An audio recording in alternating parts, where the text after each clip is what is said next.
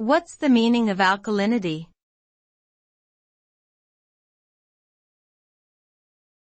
Alkalinity.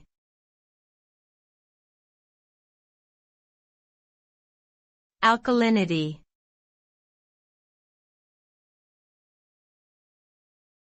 Alkalinity.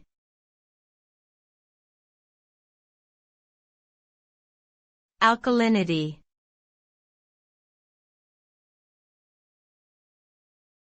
Alkalinity.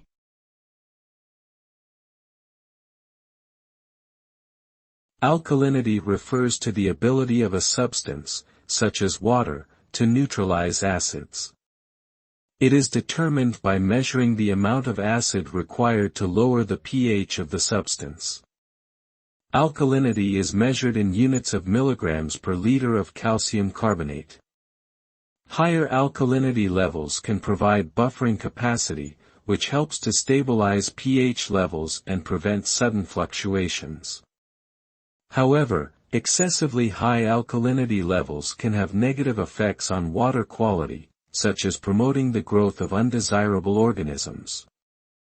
Therefore, it is important to maintain appropriate alkalinity levels in aquatic environments.